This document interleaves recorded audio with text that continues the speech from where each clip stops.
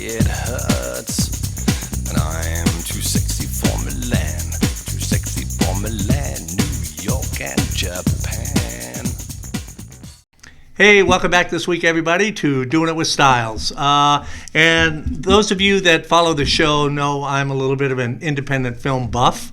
And today I am excited as hell to have a guest in the studio, Edgar Alejandro. Did I say that right? That's exactly right, yeah. Okay, man. Don Alejandro, who is used to be known as Zorro a long time ago. Yeah. Anyway, Edgar, you are a filmmaker. Yes, sir. Right? Yes. And you've got some exciting news. You just finished a feature-length film.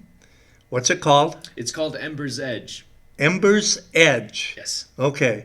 And you're not telling anybody what it's about? No plot line? Yeah. No story? No trailer? No nothing? You're just going to pop this out at the big grand opening at the end of the month, right? Yeah, well, I'll give you, we tell people the genre. Oh, perfect. Yeah. Okay. Yeah. You heard it here first. We're going to get the genre. Okay. I'd call it a drama, thriller, romance. Drama, thriller, romance. Yes, sir. Okay, I can see it. Yeah. Okay. Yeah. I had the great good fortune of seeing some of the rehearsals and some of the selections for the actors and actresses in the film, and that was a lot of fun. Yeah, it was. And it was really weird because I knew who I thought you should have picked, and you did. And so when I heard, when you guys came back to do the that one little rehearsal that one time, and I thought, oh yeah, all right, man, I should be in the business. But no, and I just thought, to me, knowing nothing about the story, but just hearing some of their lines, and I just thought, yeah, that's the right person. And I'm not giving anything away, so because I don't know. All I heard was some, couple of lines. Yeah. And if you want to send your check in or a credit card, I'll tell you what some of the lines are. But so, where did this story come from? Where? I mean. Yeah. I guess I'd have to say I was really racking my mind and thinking. Especially indie filmmakers, I think we have to be very resourceful. We always have to work with what we have available to us. And so I guess I started off thinking there, like, what do I have available to me that I know I can pull off on a relatively small budget? And I wanted to make a small, intimate story, and that was important to me. There's only 3 actors, as you know, right. In the entire film. So it really came down to finding top-notch actors who really fit into the characters, but in terms of the story, there's definitely a lot of, and who doesn't, right? Put a lot of themselves into the more I look at it and talk about it, the more I realize, like, man, I really see a lot of myself in every single one of these characters. And it's funny because especially when we were filming, a lot of the crew would talk, they got into the story and they would talk about, like, oh, how this character is a little bit more of the antagonist and this one's more of the protagonist. And, to me and a couple other people, it's hard to really even hone in on who is the villain in this story. So yeah, I mean, I hold the characters near and dear to me, and the story that unfolds is certainly one that I think a lot of people will relate to. Cool. How did you get into this? How did you say one day, I want to do movies? Well, when I was really, really young, I always wanted to be a writer. But and then in high school, I got into acting, and that's where I actually met my business partner, who we've been in business now for 6 years. And let me stop you there. What's the name of your company again? It's called Rising Again Productions. Rising Again Productions. Mm-hmm. Okay, that's what I remember. Good. And, okay, sorry. Go ahead. No, all good. We've been filming small commercials. Honestly, just about everything. Even last year, we started doing live streaming. Obviously because of the pandemic. But we've done just about everything. I've had the good fortune of being able to work on a lot of film sets and just gain experience that way. I'm like I was telling you, I'm going out to Florida Thursday and I'm doing audio for a feature film, which is a lot of fun. but nothing compares to the stress and stakes of working on your own film. Yeah, when it's yours. Yeah, it's an entirely different. That's what I'm honestly have come to enjoy, and I'm looking forward to working on somebody else's feature film. Yeah. Or project for whatever case, just because it's more, I get to sit back and relax and enjoy it a little bit more, and there's definitely a beauty to that, because when it's your own project, it's But not as much stress. Yeah, and it's just this. Yeah, if that guy's not doing his job, you don't care. Yeah. Yep. But yeah, no, we've been. I think we've been grateful to work on so many commercials and projects as of Rising Again, and I think that really lent to us just being able to really understand the ropes of what it means to put together a film, because we've come to see commercials as being that. Yeah. Every time you go in on set, you're telling a story, you're creating a story. At least good commercials, I think, do that. So. Well, you even done a fashion show. A fashion show. Last year. Did I? I'm sure I did. Isn't that how we met? How did we meet, John? It was with because of no. I honestly don't remember how we met, John. I don't remember her name. Remember Christina? Yeah, that was it. Yeah. Yeah, because we had just met. I don't know, maybe it was through Tema or something, and we had just met, and we had talked a little bit, and she had contacted me, was looking for somebody to come out, film something. I put you two guys together. That's right. Yeah, and that's so because prior to that we had just spoke on the phone or something. That's right. But, Yeah. No. So. But yeah, and she called me afterwards. She was very, very happy with the work that you did. Good. I don't know what she told you, but what she told me was she was very happy. So excellent. That's it. Yeah, I always like to hear that because, as you know, and you probably experienced, you hesitate recommending somebody. Absolutely. Because yeah. there's so many things that can go wrong. Yeah. Yeah. So how long did it actually take you to film the movie? The movie. It was 12 days out in Utah. 12 days. Back to back. I'm sorry, 1 day here in Vegas and then 11 days in Utah. Okay. So, yeah. And then 2 travel days.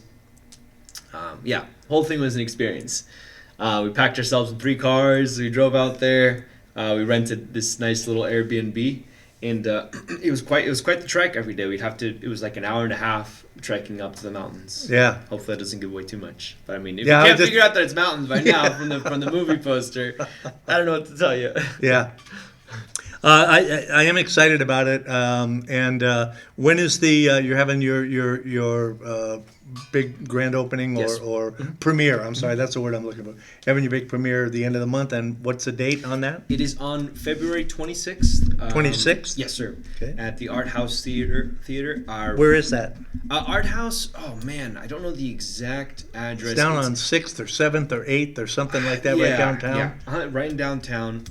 But yeah, if you just plug in the Art House Theater on maps, it'll pop right up. Yeah. It's down by the Fandom. Yeah, it's close by. Yeah, a couple blocks from there, I think. Yeah. It was. I believe it was formerly the Eclipse Theater, but yeah, it was really important to me to get that venue for the world premiere. I've been there once before for a different premiere that I was a part of in Blackest Night Out.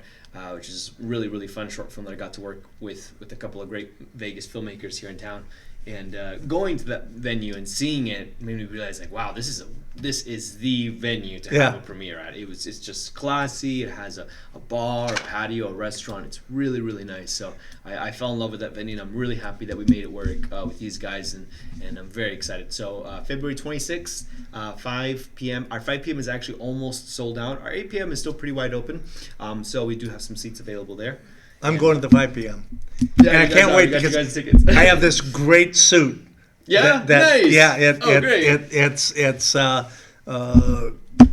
It's got tails. I mean, it's a long coat. It's a pinstripe. It looks love it. Looks like something that one of the guys here in Vegas would have been wearing back in the late 50s, early 60s. That's great. You know, one of the family. And that's good because we're telling everybody it's. Yeah, I never get a chance. I never get a chance to wear it. You know, I got the regular suits and stuff, and I thought, no, I'm wearing this one. Nice. I'm gonna wear this. So, you're gonna fit right in. Yeah, that's awesome, John. I'm excited about it. So that's awesome. I was, like I said, I was impressed with the and I call them kids because they're probably 50 years younger than I am, but that you had here and the crew that you assembled. I thought you were very professional. You the people were having fun, but they were still serious about what they were doing. I think you brought together a good group of people. I hope that turned out to be the way that it actually turned out. Definitely. Okay, no, good. We actually just we all just got together. Was it Sunday? I believe it was Sunday. So 2 days ago, and we all of us got together and we signed a movie. We just got everything together. I saw that. The posters. We're just getting everything together for the gala. And it was great. It was like, So are you going to be auctioning off the posters or what? Yeah. What? So the posters will be for sale, and we will have one. You better save one for me. Yes, sir. Of course. Okay. We're going to put it right up here. So. Well, actually, this might be a perfect segue. I have something for you. Oh, you do? This is a limited edition. Oh my God! With the signatures of all of the cast and crew. Oh, dude, this is so. Oh, thanks, man. Yeah, of course, man. This is really great. I mean, we couldn't have done the film without you guys, you and Tema and Golden Network TV. You guys graciously opening the door. But that's it. This is awesome. Okay, well, I'm going to get this frame. We're going to put it up on the wall with all our other stuff. Okay, so this is, and so after the premiere, the big question is, where can people see this? Well, we're keeping our doors open. Okay. We're considering going. We're considering plugging into a couple of film festivals. We're also considering having another theatrical release, on a smaller scale. Right. Not so, it's more just for people who couldn't see it. So the question, I think, is a little uncertain. The answer, I'm not entirely sure. I think that the first thing that we're just looking at is just the world premiere, and then after that, we're just going to kind of reassess.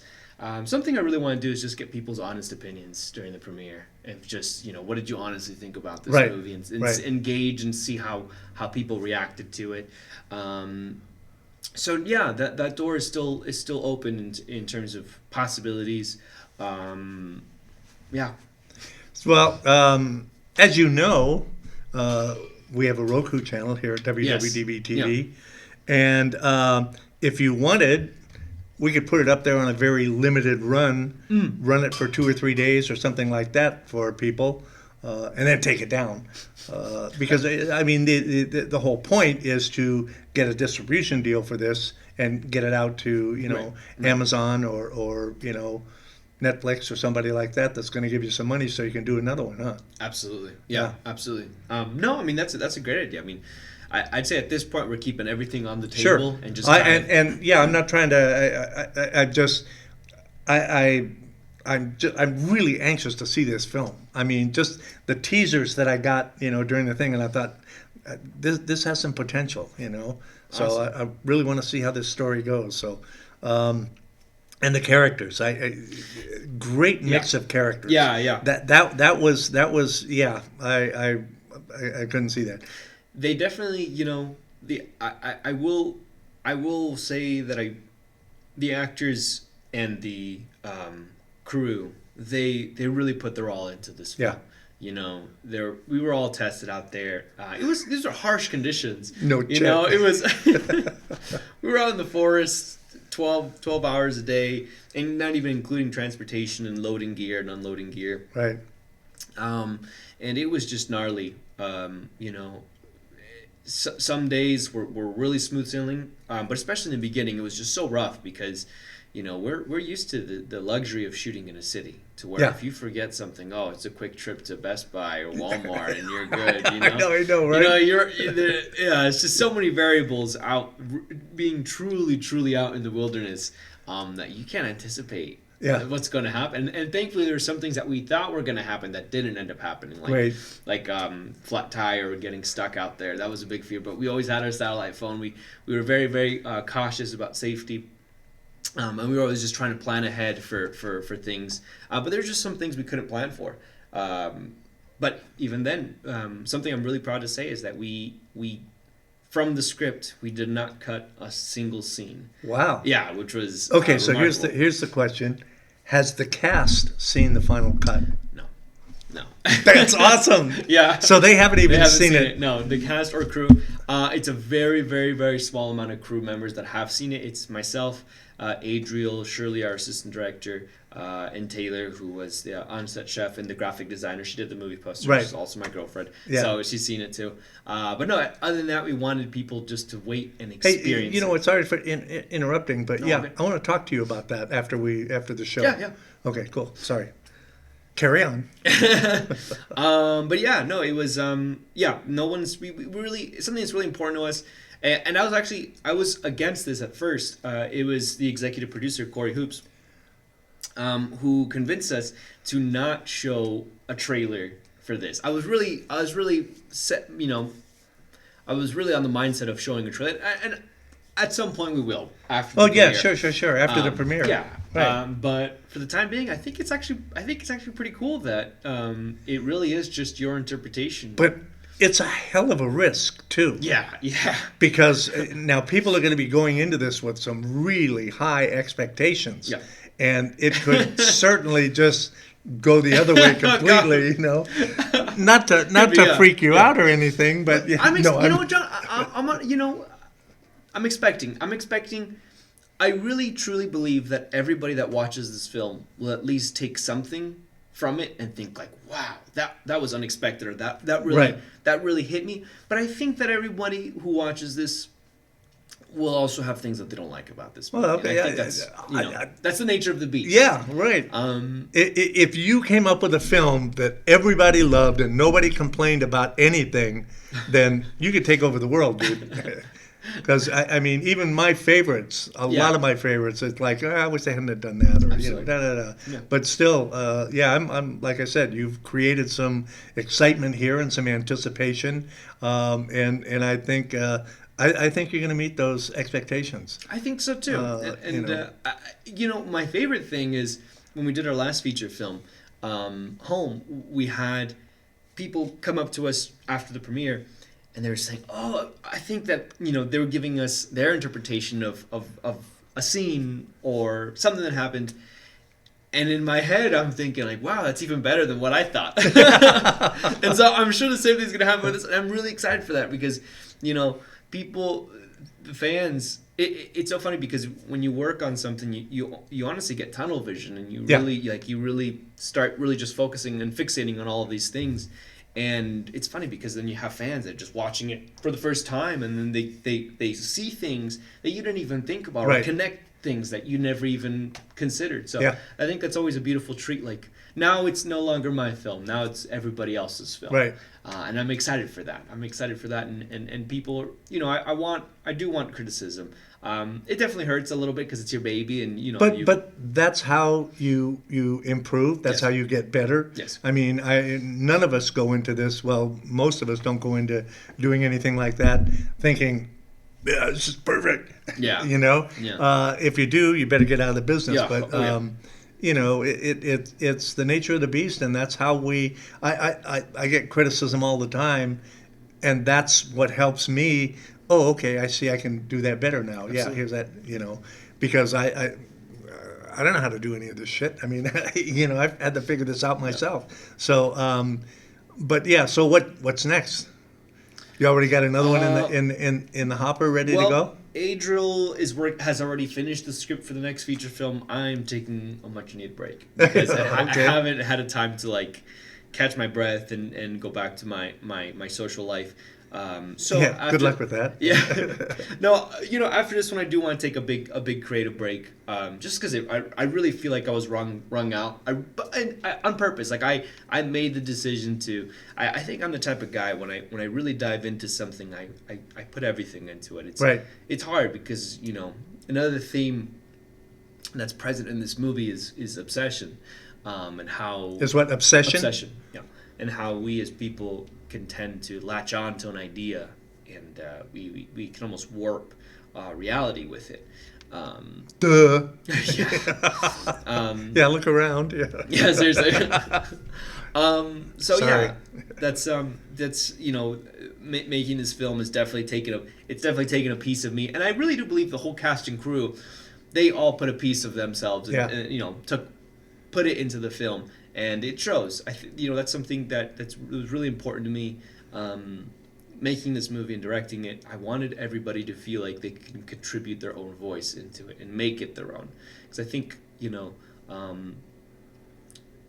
I grew up being a theater-based actor first, and I was kind of thrown into the theatrical world, and I've always been more partial to that world than the film world. The one thing I've really, really liked about the theater world versus the film world is that the theater world is always a more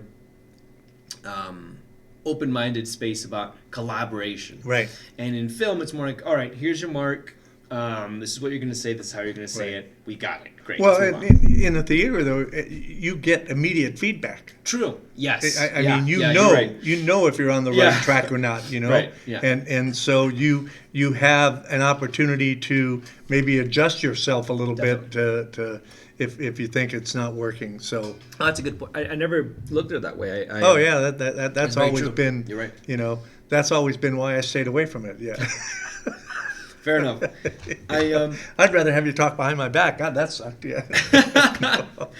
The reason I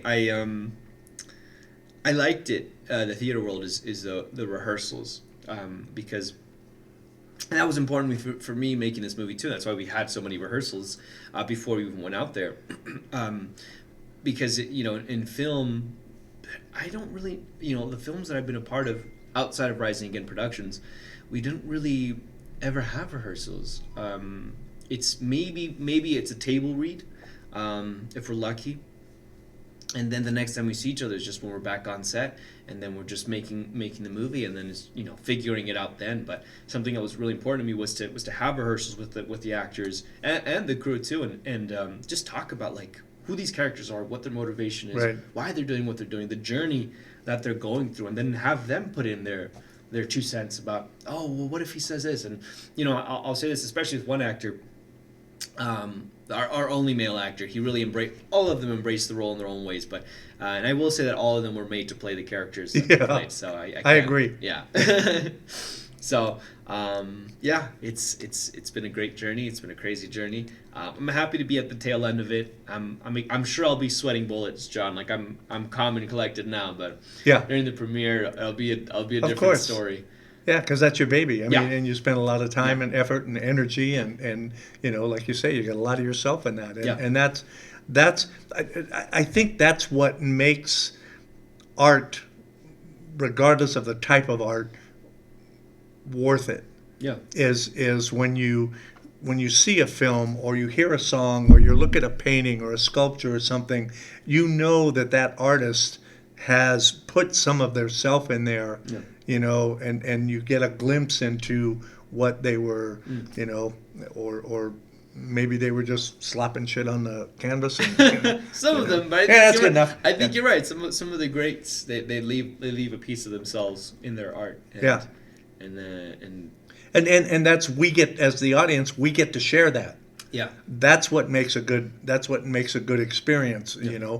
Whether like I say, a film or a song or whatever, it's something that touches us, that we experience and we get to kind of share in. So that's what I love about it. So that's my story, and I'm sticking to it. So would you like to shout out to the cast members or tell us who they are? Sure. or what? Yeah. Okay. So is it all right if I actually with the card? Absolutely, yes. Show you the signatures. Unfortunately, there were 2 crew members, I believe, who were not present just because they had scheduling conflicts. But it's the 2 that we didn't have that couldn't attend the signing. We had Adonis Morataya, who was the associate producer and sound engineer for on set. Amazing man. He's just the best guy. I could go on and on about how everybody is amazing. So I'll cut through all that and just give. They're all cool. Shout. Yeah, they're all cool. They're all great. I'm very lucky to consider all of them my friends, and all of them just amazing people who really put so much into this movie. They really did. Like everybody worked their ass off. Nobody was lazy, and everybody was willing to step up when it was asked of them, and sometimes when it wasn't even asked of them. So anyhow, Adonis Mortaya, sound engineer, and he was also an associate producer for the film. Jacob Van Patten, who was initially brought on as key PA, but he just ended up, doing so much more, going above and beyond everything, really. And then here we have, let's see, Edith Mahenia, or she told me it was pronounced differently than Mahenia, so I'm sorry if I know I'm saying Bahena, I think she said. Letty, she plays Letty, one of our 3 actors. And then here we have, Corey Hoops, executive producer. He really is he really understood one character fundamentally to the core and contributed so much to this film that it really wouldn't be half the film without him. He jumped into this film head first and put everything into it. So thank you for that, Corey. Holly Long, makeup artist. She also did special effects. Wonderful as well, so professional and fresh out of school. So she really surprised us all with her professionalism and her attitude and just how willing she was to step up and just get it done within the time frame that she had. Let's see. This is Danielle Chambers, Kara, who was initially Kara, and then throughout the rehearsals, as we were talking to Edith, because she has that great accent, she kept saying Kara, and we're like, all right, that's her name now. It's Kara. That makes sense. Let's keep it honest, and that's something within the film. I hope you guys will appreciate is that it's a raw film. It's an indie film, but it's honest. As much as a film can be honest, right? I mean, at the end of the day, we're all just pretending, but there's a lot of truth in the film, and there's a lot of secrets even within there's a lot of nuances and double messages even in the invitation, even in the movie posters. So I hope you guys give it a closer look. Taylor Winslow, on-set chef and graphic designer, and my love. Thank you for everything, for putting everything into this film as well. And then this one is, I'm not sure who signed this one.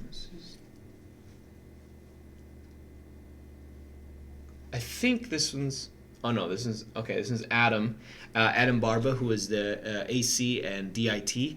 Sassiest guy I've met, and such a hard worker and such a funny dude. And Adam, you are amazing, and I thank you for everything you've done. I'm not sure who this one is. I'm missing someone. I want to say that, this must be, this is Lance Caver, who plays Elijah. Finest drinker of scotch I've ever met, and yeah, you really embodied Elijah, man. So yeah, I really brought him to life, so I thank you for that. And let's see, Shirley Van Patten, the spine of the film. You kept us on schedule every time we decided to go off of it. Yeah, she was I'm trying to think of a way without cursing, because I don't know what rating is this. You can say whatever you want. Oh, great. And this is all internet based. We don't have to worry about anybody. Oh, great. All you have to worry about is if you say something that somebody's going to come and kill you for. No, that's fine. No, Shirley, you feel free. You were the bad bitch that kept the ship afloat. So I thank you for that. Adria Roman, my brother. We worked on this from beginning to end. Yeah, he was there from the beginning, and he was there at the end. And I owe, obviously, there's no way this could have been done without you, and just you giving you full reins as DP was the best decision I've ever made. It was the scariest decision. Something we had a big long conversation about was I wanted to have very minimal interference when it comes to the shots, and usually the Right. hierarchy is a director kind of like, no, let's frame it like this, and the DP kind of makes suggestions, but like, no, I trust you to do that. I'll have a couple of suggestions here and there, but ultimately it really was Adriel who came in with his vision of how he thought it should look. Good. And I was just able to really focus in on the actors and characters and seeing how we got the story to go from point A to point B. And yeah, just my little signature up there. Yeah. And that's it. Those are the cast and crew. At least of the production, we have a lot more people. Of course. That we're thankful for, both pre-production, including you guys. I really would like you to thank everybody for this. Of course. It absolutely does mean a lot to us. We appreciate it. So, and I, like I said, I'm really excited to see the finished product. I've been thinking about it for, it's been 6 months now? Has it been that long? You know what? Believe it or not, we only started filming in September. So from the moment, and granted, we did have pre-production. I think you're right. I think with pre-production included, it's like 5 or 6 months. Yeah, maybe. Something like that. Yeah, and it's our shortest film that we've ever turned around from pre-production to production and then post-production. Yeah. It's our shortest film to date, so we're pretty happy about that. Cool. Yeah. So is there anything else that you'd like to tell the viewers out there? Man. Maybe for people after they've seen the movie, where can we go to give you our input after the film? After we've seen the film? Sure. Are you gonna have some place that I can go to your website or your and say, right? I can't think of, probably the best place right now would be facebook.com/risingagainproductions. Would be the best place. Get your tickets at www.embersedge.com. It is $15.75 per ticket, and well worth it, I assure you. It's a gala event. It's a world premiere. Formal attire is heavily encouraged. There will be raffle prizes, posters to give away. There's a great bar and restaurant to chat and network with. So, please come. I really want you guys to enjoy this movie. I promised you the energy that this event will be is truly like no other, because I'm sure people say this all the time, but there isn't a movie quite like this one with all of its flaws. I think that this movie is quite unique, and I think people watching it, if you truly are paying attention to this film, I think you'll get a lot out of it. And it's got to be something. If I'm going, it's going to be cool. So, because I don't go to uncool stuff. It's true, yeah. I don't go to anything. I don't have time. I did make sure that, when you told me about the date, that I blocked that date off, because it just, I have a hard time getting out of here and getting things done or going, or, I'd love to be there, but got a show, you know how it is. So, absolutely. Yeah. I'm just, this is going to be something. I'm excited as hell.